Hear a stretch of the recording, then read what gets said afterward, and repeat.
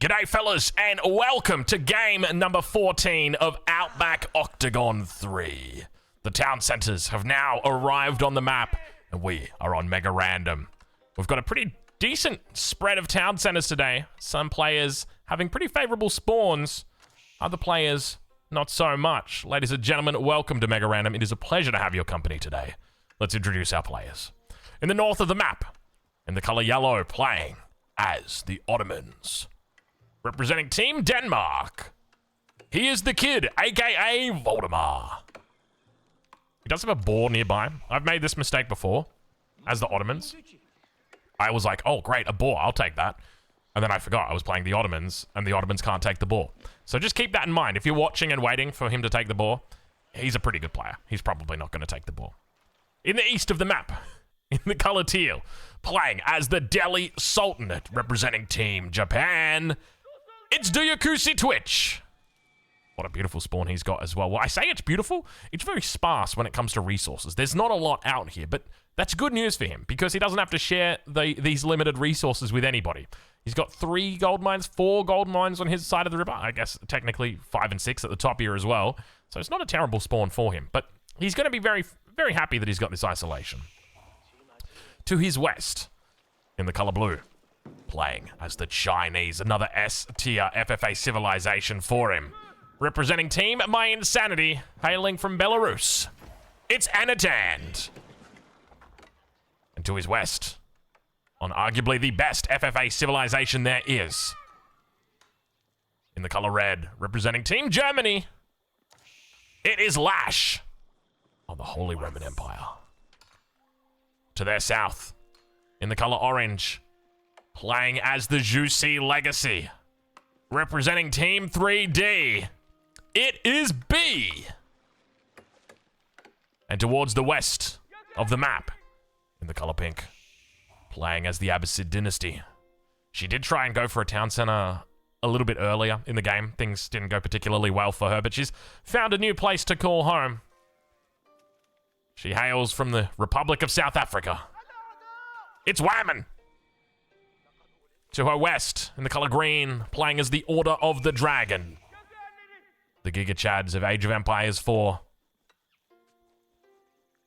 hailing from Hungary. It's Corvinus 1. And last but not least, in the color purple, playing on his favorite, I don't know if it's his favorite, but I'm going to say it's his favorite civilization, the English, representing Team Liquid, hailing from the United Kingdom, fighting out of Sweden, it is Liquid Demu. And he's going for an Abbey of Kings early on in this game. He is, he's in a good little spot here. He's got Voldemar nearby, but it's not close enough to be causing trouble. Now, speaking of trouble, Corvinus 1 is already scouting out Whammon. He knows exactly where she's at. She had a little bit of a delay in getting up her town center. You can see that this outpost that's come up from Corvinus 1 was designed to deny this town center, and that's exactly what it did. So now the question becomes not only who is going to be the first player to be knocked out of this game, but who's the player with the best position? Who's the player with the highest chance of winning, if we assess that right now? You'd have to think somebody like Anatand in the middle of the map is probably in one of the worst positions, right? Duyakusi, where's he going? Now, look, Duyakusi's great, but he's no 2-time Outback Octagon back-to-back champion. I don't think he's going to be training 46 Ghazi Raiders and running over this side of the map looking to try and pick off kills. I suspect he's probably going to be saying, Anatand's closest to me, I'm coming for you, Anatand. And that could be a trouble, because B might be thinking the same thing. And Lash might be thinking the same thing as well. And that puts Anatand as Piggy in the middle. And ideally, you don't want to be Piggy in the middle. You want to be Piggy on the edge. Sorry. You want to be on the outside of the map is the point I'm trying to make here. That was, you know, it's probably not the best analogy. I should probably stop using that one. So, yeah, I think realistically, if it wasn't for the fact that Duyakusi was on the Delhi Sultanate, you'd have to be like, yeah, this is a great spot for him. But he's on the Delhi Sultanate, which is arguably one of the worst FFA civs, you know, up there with the Mongols. So you'd have to throw that out. But I think Corvinus is in a decent spot. The only trouble is he's playing Order of the Dragon. If he was playing Chinese, you'd have to be like, yep, this is great for him. But he's playing Order of the Dragon, so he's going to need to take out Whammon, and then he's going to need to take out her relics as well, and just hope that nobody else grabs them in time. He's got 2 that are kind of close to her, a third that's a little bit further into the middle, so perhaps he will look to try and take these relics early on. Maybe he thinks about going into a Burgrave instead. But the age-ups are coming through. And Voldemar sits in the north along this slow stretch of river. And he thinks to himself, what a wonderful world. But also, what a wonderful day to make some great bombards. Now, keep in mind, this patch is still the old patch, so we're not going to be able to witness the power of the Great Bombard in the 3rd Age or the 2nd Age or, golly gosh, in the 1st Age, if you so choose to.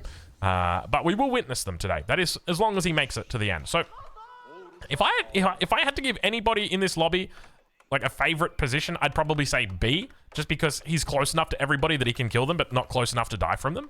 And if I'd have to say the first person is going to get knocked out, it's got to be Lash, right? I feel like Anatan, just the fact that he's got the water as well is going to give him a lot more power. So I think just putting the money on Lash is going to make the most sense. I'm sorry, Lash. I got to do it. And by the way, you know, if you've played Deadlock, you'll know enough about Lash to know that I don't like him. For anybody wondering, there's a character in Deadlock, which is a game I've been playing recently. There's a character called Lash, and he's an arsehole, the character. But Lash in real life, he's a stand-up guy. He's an absolutely amazing guy. He's a lovely guy. He's a lovely fella. A lovely chap. But age-up's now coming through. Corvinus 1 in the west of the map. And then Whammon as well. The last one to age up, Duyakusi in the east. In the south, we've got B, who is still in age 1 as well. These are our last 2 guys on the way up. And we can see that it's going to be a meditation guard. It's very slow age up here. Did he go double dock? Was that? Yeah, he went double dock. I take it back. He went quadruple dock. Look, it's your standard quadruple dock dark age coming through for B here. Oh, this could be good. This could be really good. There is a strategy I love. Oh, he's going into a 2nd TC. Okay, not what I thought he was going to do here. Interesting way to leverage all that food that you've got. I would have thought he would have just gone into a whole bunch of palace guards, but it doesn't look like he's going to be doing that. It looks like he's going to be going into a 2nd TC. And to be fair, he's got space to do that. If he wants to go for the 2nd TC, I'm not going to object to it. But you know what I definitely wouldn't object to either? The fact that Corvinus 1's got a battering ram out right now. Where is the battering ram, Corvinus 1? Where? Oh, it's in the base. He's just quite literally got battering rams building in the base. He's a battering ram base builder. Fair enough. I ain't gonna hate. B now with the age up coming through has reached the feudal age finally at the 9-minute mark. It looks like for Whammon, she's gone into the eco wing, so 2nd Town Center probably going to be on the cards here. Probably even a 3rd TC as well, which is pretty stock standard for them in FFA. Meanwhile, towards the north, Demu with a 2 TC opening here. Abbey of Kings. Most likely going to be looking for that castle age shortly. We'll probably see the White Tower. Maybe here, maybe in the front of the base. It'll be very close by, that is for sure, though. And we can see Voldemar is in position. I like the fact that he's opened up with the early Imams. Looking to deny away some relics from... Have a look at this. Have a look at this. There's the potential. He snipes this one away here. Lash is going to be looking to try and grab this. And Voldemar, is he going to be able to find the steal? He does it. He does it. He absolutely thieves it away and says, see you later, mate. That is very, very cheeky. And I think that just goes down to, you know, Lash being a little bit greedy, right? Like, he knew that this one was the closest one to him, yet he goes after the other relics on the map. He's gone out further and never managed to secure this one. And you got to remember, like, when your relic is this close, it's just worth grabbing it, right? Like, it's literally right next to the main town center. A little bit unfortunate there for Lash to be missing out on that one, but he does have 2 in the bag. This is going to be his 3rd one on the way through. So he's still having a decent game here, and he's going to be moving out to that 4th relic position as well. But it does mean that only 1 relic will remain for Corvinus 1 if he eventually manages to get through Whammon. And I tell you what, there's a lot of battering rams here. Poor Whammon. Poor Whammon. She's putting down her 3rd TC. She's having a great time. She's, you know, she's out in the meadows, farming it up. She doesn't know. She doesn't know what is about to hit her. Well, hold on. That's if he decides to go for her. Perhaps he leaves her and says, I'll come for you later. I'm going to go after somebody else. And look, maybe that's the smart move. Maybe he comes in for Lash instead. It could be an option. No, never mind. He is well and truly on the route to the south. Let's check in and see how B is doing. We called him out as our favorite for this game, just judging by his position. He's going to add in a 3rd TC as the Juicy Legacy, which is quite standard, I will say that much. Normally you don't get the fish boom combo with it as well as transport ship also coming out here for Anatan early on in this game. A little bit of pressure from the south side. A bit of pressure from the north, but now that town center already. The king going to be on the run here as the Vils escape out the back. And Whammon's going to have to head back to the drawing board. She's thinking, okay, what am I going to do? What am I going to do? Okay, do I have resources in the bank to get down a... How am I going to defend this? What am I going to make? I need to make, I think, camels. Camels will do it. Age up coming through in the north of the map is the white tower for Demu. Throws down the monastery immediately. Don't know where he's going to get the relics from, though, because they have all been snatched up already. We've got Lash, who currently sits on 3 relics, but there are more going in. There's the 4th one that's now just got thrown away. And now those battering rams move on to the next town center, and poor Whammon. It's just a consequence of, you know, the early game. And I feel bad for her, right? Because, you know, there was a stealth forest right next to where she was putting down her town center, and that's where the outpost came up. If that outpost was outside of that stealth forest, she would have seen it, and she would have been able to take it out. But she didn't realize, she didn't see. The king once again going to come out here. Men-at-arms chasing around. She manages to... Oh, she was thinking about putting it... She can't put it in the town center. The town center was full. The town center was full. Oh, she's gone down in the blink of an eye. The poor king from Whammon. Oh, you hate to see it. It wouldn't have made a difference anyway. Even if she made it inside, it would have given her a couple of extra seconds. But unfortunately, the town center was full of villagers. And as a result, she's tried to hop in. And, well, unfortunately, she's been done the dirty, which you hate to see. So first blood going over towards Corvinus 1. He picks up the first kill. He picks up the extra points for the kill in the Feudal Age as well. He'll be very happy with himself. And not only that, he also buys himself a lot of space over here on the west side of the map. And take a look at this. Regnitz Cathedral back of the base. He's thinking long term. He's thinking to himself, I've got the extra population. The relics are nice, but I don't need them just yet. I've still got this one that I can go and grab. He is playing the long game. Over towards the east side. Let's check in and see how Diakusi is doing. As he's gone into the Castle Age, he's gone in for Tower of Victory. Always makes it a little bit tougher. If you go for Dome of the Faith, you can invest a lot more in your technology, whereas Tower of Victory, it's pretty much saying, well, you know, it's time to fight. It's time for fighting. But he adds in a second town center as well. So we're seeing quite a bit of booming happening in this game. Relic count for Lash still sits at a solid 4. Voldemar on 3 relics. That's incredible to me that he managed to get 3 relics in this game. Like, considering his position, considering he is wedged in between a rock and a hard place and some water, this is an impressive amount of relics.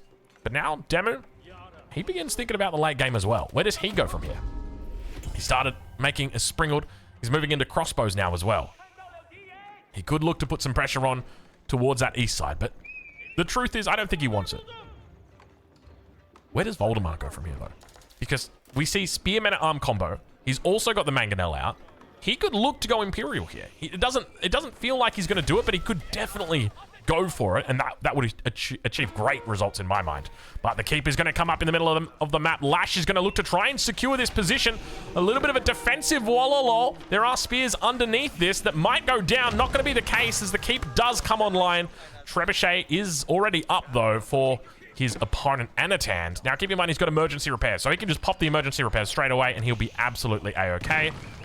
And now Lash thinks about going to Imperial. He's got the resources to just about get there as well. Not a whole lot of farming economy back here, and, you know, it's one of those cases. This is a First World Holy Roman Empire problem. Oh, guys, would you look at that? I don't have any space to put my farms down because I've got all of these giant resources around. Oh, it's such terrible problems here for the Holy Roman Empire B, now reaching Imperial Age on the south side of the map. Jiangnan Tower only just now coming down. Juicy's Library is moving into Dynastic Protectors, so going to be thinking about going into Imperial Guard instead of going into Lancers. So a much stronger Lancer than the average Lancer, we'll say that much. Let's check in on that west side. Do we have Corvinus thinking about going towards the Imperial Age? It looks like we may. He's already secured up, well, not quite yet, but he's pretty much got it secured. The relic is in the bag. We'll say that much for him. So he'll get 1 relic out of it. Obviously not the best case scenario for him. Relic count for everybody else. 3 for Voldemar, 4 for Lash, 2 for Diakusi. So you're talking about a total of 9, and then that's going to be your 10th relic. There should technically be an 11th relic on the map. And there is. It's right here. It's inside the base of Anatan. He just doesn't want it. I mean, he does want it. He's going to pick it up. But the trouble is he's building it so close to Lash's base. Lash could come in, take the monastery out, and just take the relic. I've seen it before. I wouldn't be surprised if we saw it again. So, Lash now still actually hasn't clicked up to Imperial. He needs to get Imperial so that he can get Culverin out, because if he's making springs, you've got to wait until you get your roller shutter triggers, and that's a minute technology. You're just better off going straight in for the Culverin, I feel.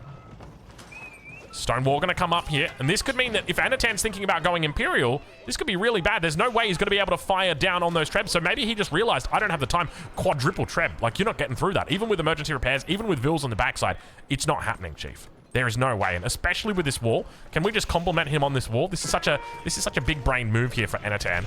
By putting this wall up, it prevents the Springlets from attacking directly at the trebuchets.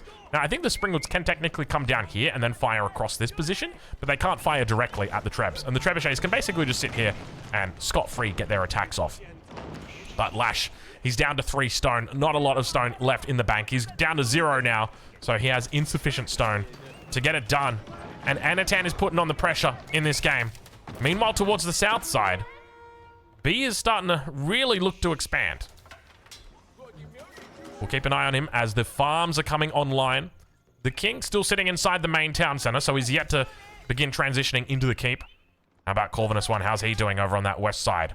Looks like he's just gone into a whole bunch of town centers. So instead of going Imperial Age, which is always an option, he's gone into 4 town centers, which is a crazy amount of town centers, but I do like that play. Pulls back the Relic. Gonna get sniped out in the middle there, unfortunately, for Lash. So he's down now to 3 Relics. Keep in mind, he's not Imperial Age. And if you're not Imperial Age, you don't have access to cannon emplacement. And if you don't have access to the cannon emplacement, you don't have any way to defend this. And even if you did, like, with this many trebuchets on the offensive, like, it wouldn't matter. Like, you would just be getting absolutely taken to school. So Anatan right now is really getting a nice power spike from that early water that he had in this game. And it definitely felt like players had a little bit of a gentleman's agreement. You know, I'm not going to attack you on water, you don't attack me. And that is absolutely fine. You know, there's nothing worse when you're playing FFA and you take water and then within 3 minutes you've got someone attacking you already. And it's like, get out of here, man. Can't we just all be on the water in peace? But some games it is not meant to be. Meanwhile, towards the north of the map, a single villager here for Lash stands steadfast, resolute, ready to farm the entire ocean. It feels like it's only a matter of time until Lash here faces his imminent death. We actually called this out, didn't we? I think we said Lash will be the first one eliminated from this game, and it seems like that may be the case. Now, keep in mind, this is live. These games are not scripted. He's pulled all the Vils as well to help get through that emergency repairs. King's coming out. King's out of the castle. He's focusing down the king. Is he able to get the final bit of damage onto it? King escapes out the back with 17 health. He's got no outpost. He's got nothing else to get out here. Palace Guards are going to try their best to chase him down. 1 swing, 2 swings. The villagers going to look to get involved as well. Chasing down the king. There's daggers from the villagers. Will it be enough? And the Palace Guard gets the final hit with Anatan taking the kill on Lash. Actually, I take it back. The first kill was on Whammon. Oh, the first kill was on Whammon. The second kill is on Lash. We didn't get it right, but you know, we were close. We were close. Lash, unfortunately, not tapping out, but getting forced out of the game. The villagers and Palace Guard combo from Anatan there being quite powerful. And now it leaves 6 players remaining in our game, and Anatan in the middle of the map looks quite strong, quite competitive. He doesn't have the highest score. B's actually got the highest score, and oh my lord, have a look what B's doing. Okay, this is actually wild. I thought he was going to go into the Imperial Guard. That is not the case. He's actually going into the Yuan Raider. Is it the Yuan Raider or Yuan Rider? Let's find out. It's Yuan Raider. I got it right. So these units are incredibly fast. In fact, I think they have the highest base speed in the game of any unit. 2.0. Base movement speed. It can technically get higher. I think there's a way. Is there a way to do it? I don't actually. No, I've caught myself here. I don't think there is. Maybe there is. There's got to be some way to buff speed. You can buff infantry speed. I remember that. You just can't buff. Yeah, you can buff cavalry damage. Now it's all coming back to me. It's all coming back to me. So the Yuan Raider, it's a little bit different from the Fire Lancer. It gets a bonus damage against workers, and it gets bonus damage against siege, but it still only does 20 torch damage. So even if you manage to make it into the enemy base and you start sieging them down, you're not going to be doing that same damage that Fire Lancers are doing, especially if you're up against a player like Corvinus 1, who, he's going for it, isn't he? Have a look at this. The long game is truly being played, and now it makes sense why he went into this many town centers. The storyline is starting to build for Corvinus 1. He has been in this situation many a time before. He is rank 1 on the FFA ladder for a reason, and that is because he is good. He is good at the game. He knows what wins. And he realized that, look, I've got an early kill here. I don't have relics, but I've got an early kill. I can just play the population. I'm really good once it comes to, you know, the late game and I've got lots of population. As long as I can make it there, I'll be fine. But I need to protect my king. I need to protect myself. And that's what he does by going in for the Elsbach. Elsbach guarantees that he's not going to have any trouble. But take a look at this. All the siege here going to be caught out of position. Imperial Guard thrown in on the action in the north of the map. It looks like we do have ourselves a little bit of a fight coming out between Voldemar and Demu, as well, as the Imperial Age is eventually reached. He's gone for the Wingard in the back of the base at the top side. Meanwhile, back towards the base of Anatan, there is trouble in paradise as B looks to clean up his former teammate here. The numbers on the side of B look overwhelming, and Anatan has obviously just exhausted a lot of his troops. And now Voldemar in the north of the map begins to put the pressure on. We're going to ride on board with B so that we don't lose our score if in the event that Anatan gets taken out here. But speaking of getting taken out, he's got plenty of places to run. I wouldn't be too worried about him going out this early on. We hear the sound of the king going down, but it's only going to be the English king. Now, speaking of the English king, is in the town center at the front. Might need to migrate back to the back, but unfortunately, there is just no keeps for that. It's a lot of siege here for Voldemar, but Demu manages to hold in the north on the map of the in the north of the map. Now, one thing to note is Voldemar is still age 3. Springald in play, or Springalds have got roller shutter triggers for Demu, so he wins this engagement 100 times out of 100. It's not even like 99 times out of 100, it's 100 times out of 100. Roller shutter triggers is by far the most pivotal upgrade in the game. If you've got it and your enemy doesn't, it just gives you a significant advantage that they will never be able to overcome at all. If they've invested into Siege and you've invested into Siege, they have to get it themselves. And that will all obviously change in the next patch. Keep in mind, we are on the old patch here.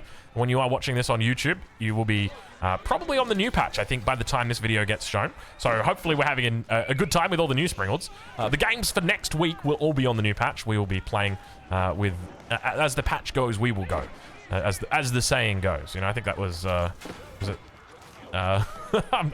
Dostoevsky. Dostoevsky. He was the one who said that. We play as the patches fall. Let's check in on that west side. Stonewall's really starting to come up now for Corvinus 1. And he's aware of all these little areas and angles that he might be attacked from. Now, Anatan manages to survive for the moment. He's still got 115 vills. I don't know where he's managed to keep them all and hide them. I guess up towards this top side. Demu's on 78. Voldemar's on 79. So it definitely feels like these guys in the north, they're focusing their anger on each other when the real threat right now is actually the angry beehive that's down on the bottom side. Because if he manages to pick up a kill here on Anatan, it's only going to be a matter of time until he starts searching for his next one. Now, one man that we haven't spoken much about this game, because he's just been, you know, he's been with John Cena in the back of the cab, it's Duyakusi. And eventually this game, he will come out of his turtle shell. King inside the town center here. King's going to jump out. He manages to put it inside the keep.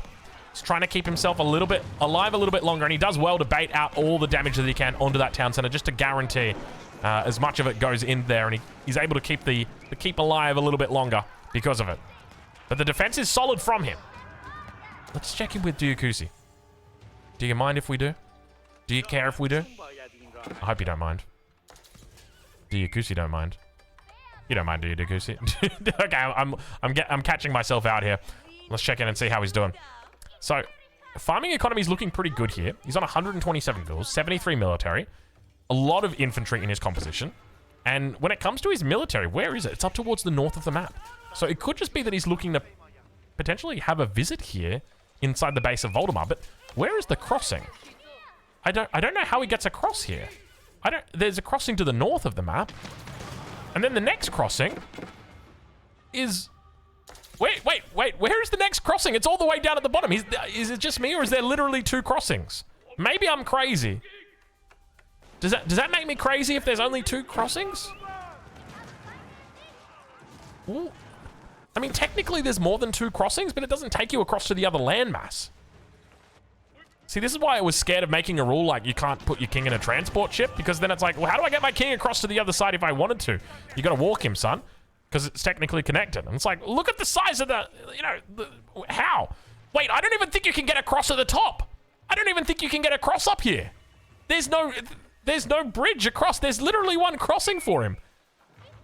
At least I think. Yeah. This is the one to the south has got to be the only crossing. He literally has an entire island to himself right now. How does he go about winning this game? Because at the moment, I mean, honestly, the longer the game goes, the better it gets for Corvinus 1. Like, you know, he has been very quiet in the corner of the map. We have not heard much from Corvinus 1 lately. The first 10 minutes of the game, he was angry, he was fighting, and he was coming with a vengeance. And now all of a sudden, he's, you know, he's very cute. He's that little flower. It's the flower meme all over. Have a look at these. These are veteran spears, by the way. Veteran spears from Anatan, defending against the most powerful knights in the game, the Imperial Guard. 408 health. They've got their extra 20% damage and the Ming Dynasty for another 15% on top of that. These guys don't mess around. And yet, still, they can't... You know, what would win? The strongest cavalry in the game or a pointy boy? And the answer is the pointy boy. Even if it's only a veteran pointy boy, it still wins. Let's check in on the north side. Voldemar, Demu, still fighting it out. You can see them both kind of jostling for position here. Demu has repaired the White Tower. When it comes to his unit comp, he's got 31 crossbows.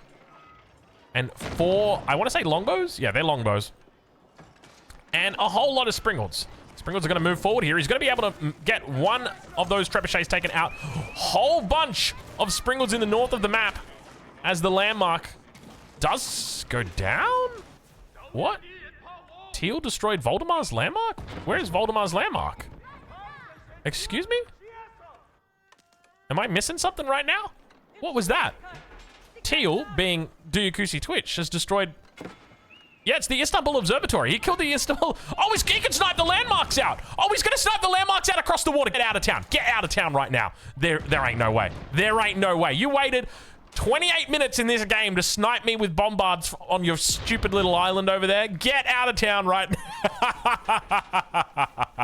Oh, you love to see it, don't you? You really love to see it. It is beautiful. You know, just try and get me. Just try. I'm just going to take out your landmarks. Don't mind me. He's still working them down. Now, I think the Springles are probably going to be able to come back in time. They're making moves back here. He's got 12 tiles of range on him, so even if he loses the landmarks, he'll be okay. But it's very, very cheeky of Duyakusi. He takes out a second landmark here. Keep in mind, King is inside the TC. Big push now going to come in as Anatan reaches the Imperial Age. Fights underneath the Great Wall Gatehouse. Second keep is now coming up as well. Triple bombard at the back. Going to look to try and get through here as all the Imperial Guard on the front look to try and take out the enemy troops before those elite upgrades come through on the enemy spearmen. Springald's able to do some decent damage on those backline bombards. But at the same time, the Great Wall Gatehouse continues to focus down the units, but the Imperial Guard numbers looks good for B in this game right now. He's going to fight underneath the keep. Keep in mind, we've got cannon emplacements coming in, boiling oil together. Good luck taking out this fortification. He's also got the Barbican in here. Good luck taking out the Chinese. And meanwhile, in the back, have a look at this. Corvinus 1 has woken up from his slumber and said, hey guys, do you mind if I join the party? And they indeed do not mind. He is welcome. He is invited. That's why he's in the game. But unfortunately for Voldemar, I guess he's starting to feel like he's not invited. Second bombard, second grade bombard in the north of the map. Voldemar looking to try and find connections here. Get that bombard firing, please. Fire that bombard. Let me hear some booms. That was a worthy travel right there from the bombard. Like a basketball player after that circuit. Jeez. All right, let's check in on the south side once again as B looks to attack Anatan. Again. The wall is not going to come up, my friend. Not today. And underneath the fortifications of the Chinese, B slowly... Oh, look, he's going for it right now. You can tell from the positioning. You can tell from the positioning of the Imperial Guard. He wants to try and take this king out. He's working down the main focus right now. So there's an option to try and get the king out here. There's an option to also go to the top side, but you've got to time it perfectly. The king's out of water. He's going to try and make it into the keep. Gets there. Oh, God. Oh, I hate that sound. That sound is so scary. Transport ship in the north. It's coming across here. And it looks like... Wait, where is the king? King is in trouble. Is the king on the run? King is in an outpost. King is in a keep. He's also getting a cannon or a great bombard emplacement. Also got the Robotic one moving up here. Where's Demu's King? Demu's King's moved back out of the town center. Meanwhile, Quadruple bombard coming through here for B as he takes out the Great Wall Gatehouse. Meanwhile, the rest of the army continues moving forward for Duyakusi from the east. And now finally, look at all. Wait, he's actually not going to be able to kill the king. He has to time this perfectly. He needs to hit. He's not going to. He can't kill the king. Where did the king go? No, the king's already in the next keep. Dude, Anatan is such a beast, man. God, I would hate to play against Anatan in FFA. It would be so frustrating, man. See, this is why we have that rule specifically that you're just not allowed to give up, man. You can't, like, look at this guy. He is just causing so much trouble for B. He's making him have such a hard time in this game. It's so frustrating, dude. He's fighting to the end. And the thing is, he's still in the game. As long as someone can come and deal with B, and maybe a knight in shining armor, or maybe a man-at-arm in shining armor, if Corvinus 1 is there to hear the call, heed the call. Duyakusi's been cleaned up. And we've got ourselves a game, ladies and gentlemen. This is starting to get very, very good. I'm loving the little back and forth that we've got here, but the highlight for me has got to be the defense of Anatan. It has just been relentless here. It has been, it's been crazy. And he gets the wall up. There's still a bit of a hole, unfortunately. And even if there wasn't a hole, there's just like a palisade wall right here that is, yeah, it's not going to be hard. Needs to get this up, though. Really needs to get the Great Wall Gatehouse up. Such a pivotal defensive position for him. Let's check in on the west side, though. King is actually inside the town center, not in the Elsbach. It's only got 15 fire armor, by the way. So just remember, with 15 fire armor, that means if you try and snipe that building with 20 torch damage, so these units have 23, but if you've got 20 torch damage, you're only doing 5 torch damage each time you attack. And normally you would be doing 15 torch damage. So you're doing like 1/3 of the damage. It's just it's so overpowered. So broken, the Elsbach. If you can get away with going into it, it will reward you in the long game. Because it propagates that bonus to every single damn bloody... Oh, and on top of that, you've also got the reduced damage as well that it takes. I completely forgot about that. Not only do you have that extra fire armor, but you've also got the reduced damage. It's taking 33% less damage. So you end up just doing nothing to the Elsbach. It's like you're tickling it. But speaking of getting tickled right now, it looks like Anatan may be on his last legs as they get kicked out from underneath him, and B bends him over and tries to tickle him, but unfortunately he pops it into another bomb, into another Barbican. Manages to get it through, and King's going to go in the transport ship. You're playing a dangerous game here when the King gets in the transport ship. He's going to move it to the other side. He will never get this. He will never get this. The King makes his way away. Duyakusi is technically on this other side, but he can just look to continue getting that king down here. He's going to try and move some villages across as well towards the north of the map. How are things going on up here? It looks like things continue to move forward. We've got Zabek, sorry, that are up here looking to try and pressure. Keep in mind that we do have all 4 landmarks on the waterfront here. That is one way to get the elimination. Manages to get... Look, demo ship. It's the demo ship, rather. Vils get pulled away. He's going to try and soak up... No. He's just going to mind his own business for the moment. Another keep is coming online. And this is just another case where he could have technically got this kill. And B's going to spot the king. And he's got to see that he's sitting there and say, okay, well, we can just go get him. Let's go get him. Come on. He's right there. All the units make their way through. But now the king has a new hiding place. And look at this. He was heading up north. B thought he was going up north. King's now safe inside the keep once again. Immediately goes for the cannon emplacement. King safe inside the keep here for Voldemar. It's a lot of men-at-arms and a whole bunch of battering rams as well. Corvinus 1 is maxed out. He's 250 population. Anatan's the only other player that can go over that 200 population, and he is not really in a position. So somehow, the man in the west of the map, who started off by throwing down an outpost on his nearest neighbor's town center, Whammon, has managed to claw his way back into this game with a whole bunch of town centers and an Elsbach palace. He is truly playing the late game, and if there's anybody who's in a position to win this now, you'd have to say Corvinus 1 is starting to look a lot better. Even though he's only got the 1 relic, he's still in a very, very strong spot. Ville's going to go down once again. Anatan getting chased around this map non-stop. B struggling to find the kill here. Struggling to confirm the kill. Cannon emplacement now going to come through, and Demu's landmark going to be going down in the north as we hear another king sniped out. It's going to be that English king that goes down. Have a look at those longbowmen together with the Wingard Rangers in the back, just dealing with all of... Oh my god, look at the siege. Look at the amount of siege he's got here. That is ludicrous.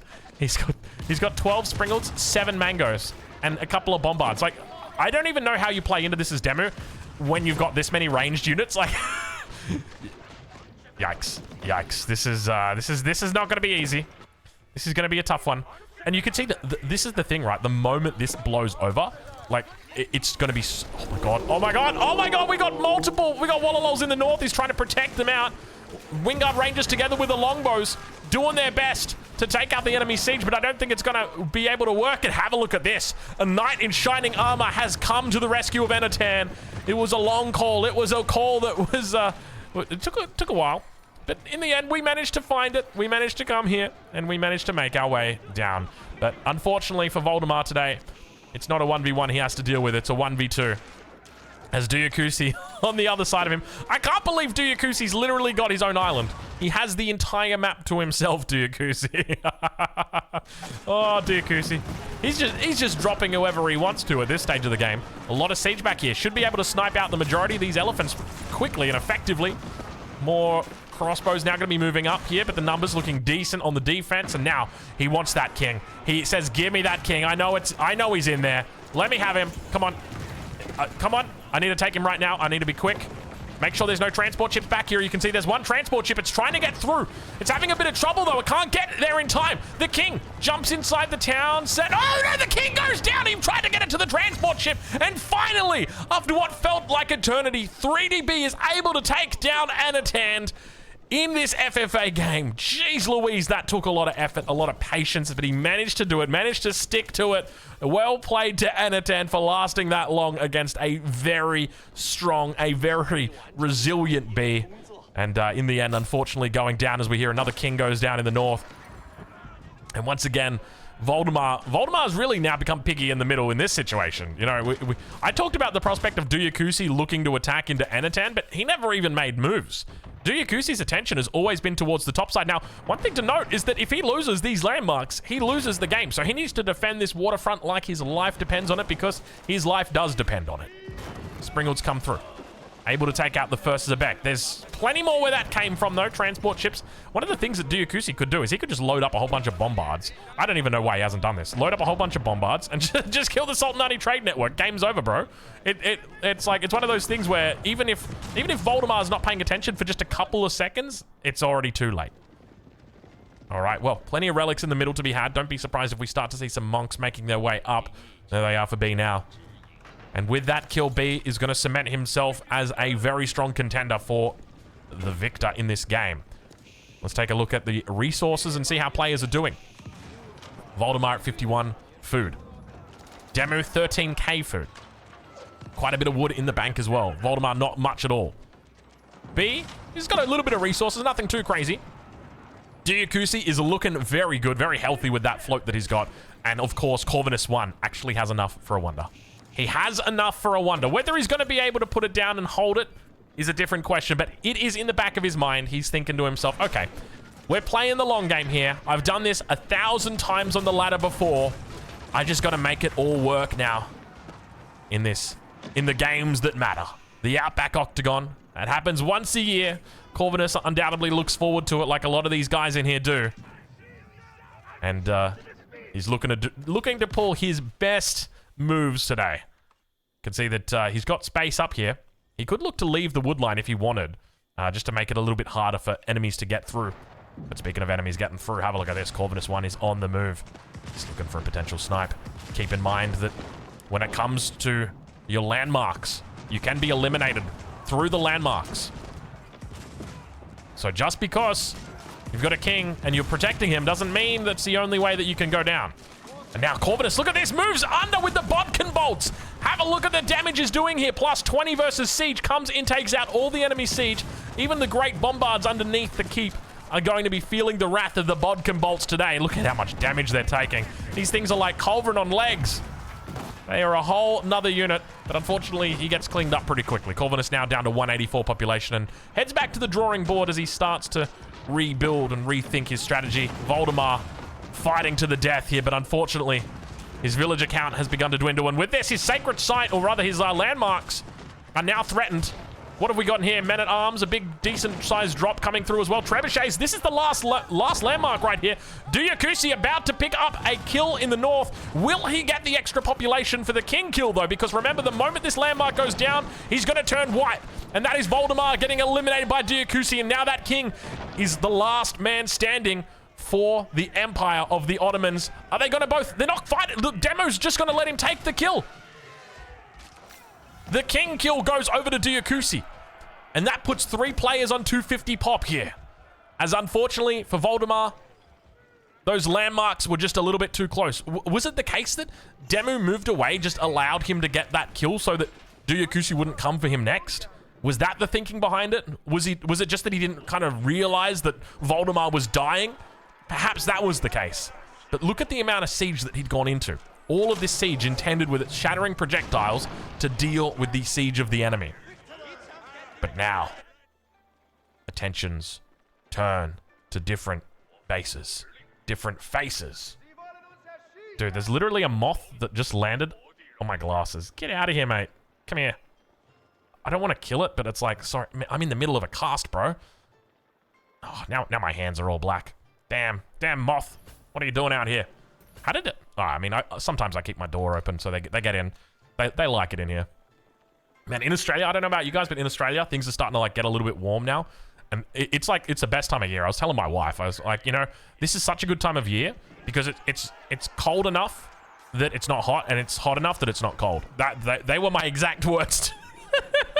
It's good weather. Let's just put it that way. It's like, it is, you know, for us Australians, it's around like, or for people who use the appropriate measure of temperature. Whoa, look at this. Over on the east side, we'll talk about the temperature a little bit later. We've got Kings being still eliminated in the north. Speaking of Kings, we've got the town center over here. He's also got the White Tower nearby, but B looks like he has finally... He didn't even break down the walls. He's just gone for a transport ship drop. And now the king is on the move. The king is on the move. It's a fish out of water. He's trying to make his way back, but unfortunately, he looks like he's miscalculated things. He's trying to run him up towards the army, but I don't think it's going to matter. B comes in and he clings up to Yakusi, saying, thanks for the extra population. I'll see you later. He was not ready for that at all. He had no line of sight on it at all. There was no outpost here to protect him. He had no clue what was coming. The king wasn't walled. And that's the other thing, you know, when it comes to playing these FFAs, it's really, really, really important that you put your king on the edge of the map, or at least as far away as you can from the enemy play. Corvinus 1 is building a wonder. Corvinus 1 is building a wonder. Oh, the Wallalol god is building a wonder. Now, keep in mind, he's only got 1 relic. So when it comes to actually getting some Wallalols off here, this is going to be tough for him with only the 1 relic in the bag. But the Elsbach Palace stands strong. Now, interestingly, the Elsbach Palace isn't at the back of the base. It's towards the front, but it still does propagate anywhere that if we ride on board with him, can we see it? Yeah, we can see the little plus sign that it's got. So you can see where it's going. It kind of extends out that Wi-Fi network. But now this makes the game very, very easy. Not very easy, but it makes the decision-making very easy for 3DB and for Liquid Demo. Because normally at this stage of the game, there's some interesting discussion that happens. It's largely political. It's, hey, I'm not a threat, don't attack me. But Corvinus 1 has said, actually, I am a threat. Attack me. I dare you. I dare you. See what happens. And now the walls continue to come up. He looks to defend himself, defend his wonder, and defend his honor. Men-at-Arms towards the north now. Getting cleaned up completely by these ranged units. You can see it's a slow and methodical striking of the arrow as those men-at-arms do eventually go down. Keep in mind, when you're fighting... Oh, have a look at this. You know what's kind of crazy? Is it's a 15-minute timer that we've got on the Wonder. Unfortunately, we still don't have it in the mod. We should have it for next week. I say that every week.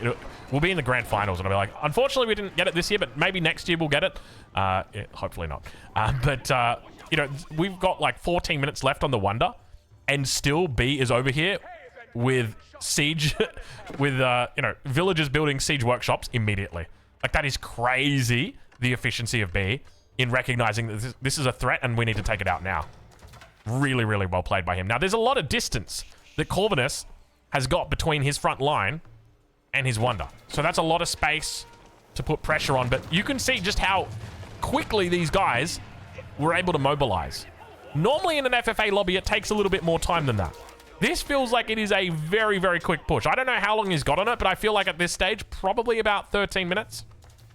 Probably like 12 minutes and 46 seconds if I had to hazard, I guess. That is where I would go. Oh, Corvinus 1, you cheeky little man. Looks like you were found out today, unfortunately. How did he get spotted out by it? How did he find this? Was it? Oh, it was because of the mining camp. There was a mining camp here where there was gold, and obviously the line of sight for the units. Like, the units have probably run by, and he spotted that and been like, what the hell was that? And he manages to spot it. But now you've got this difficult position for B where he has to start thinking about where he's going to put his king. Now, where is B's king? This becomes a real risk in this game. King's in the main town center. King's close to water. He could look to put it in the transport ship, keep himself alive a little bit longer through that method. So that is an option for him as well. It is a single mining camp that has saved 3DB here. But the question will be about whether Corvinus is going to be able to save himself against the imminent threat of the English. Keep in mind, Demo did not pick up any extra population throughout this game. He's fighting it on a raw 200 out of 200. And it's never fun when you're making it towards this 50-minute mark in the game and you've got absolutely nothing to show for it, other than obviously your booming economy and your amazing longbows. It's always nice. Town center's going to go down here. Bombard going to assemble.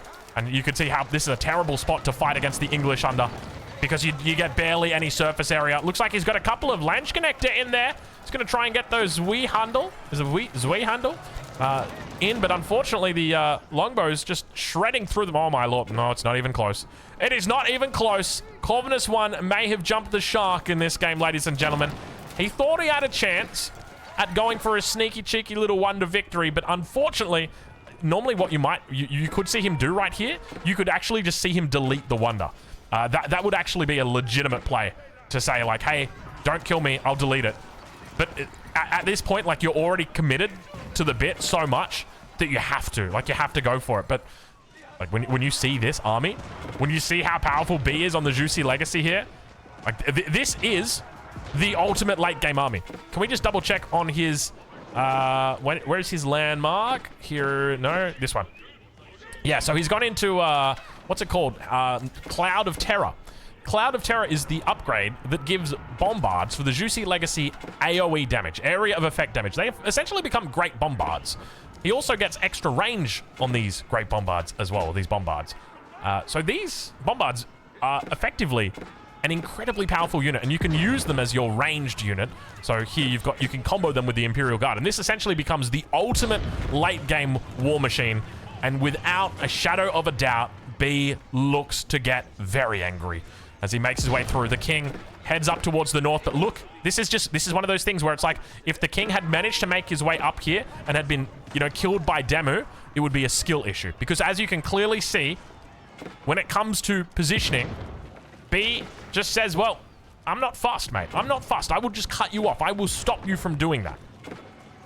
Wonder goes down. Corvinus 1's Wonder has been destroyed. And 3DB makes his way around the back. Nowhere to go for Corvinus 1. He's locked in place. When it comes to his other Wonders, where are they? They've still got a while to go on them.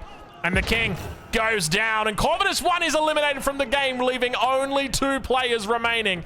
3DB. Liquid Demo.